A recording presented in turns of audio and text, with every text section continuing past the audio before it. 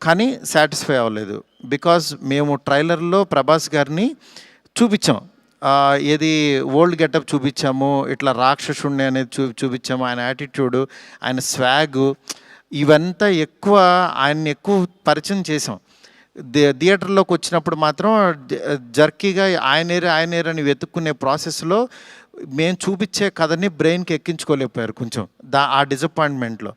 అందుకని నిన్న ఈవినింగు ప్రభాస్ గారి అభిమానులు చాలామంది ప్రెసిడెంట్స్ కూడా మాట్లాడారు నాతో.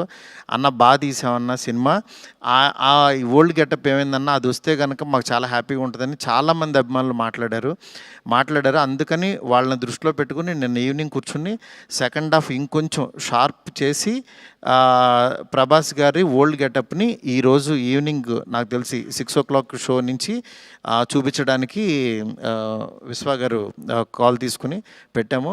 ఆయన ఎపిసోడు డెఫినెట్గా మైండ్ బ్లోయింగ్ ఉంటుంది.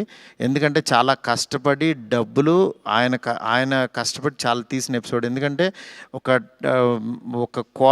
దీంట్లో రూఫ్లో ఫైట్ జరగటం అంటే ఇంతవరకు ఎప్పుడు రాలా.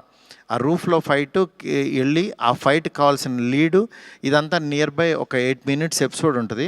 8 to 9 minutes ఎపిసోడు. డెఫినెట్గా ఆయన స్వాగ్ని మీరందరూ ఎంజాయ్ చేయబోతున్నారు ఇవాళ నుంచి.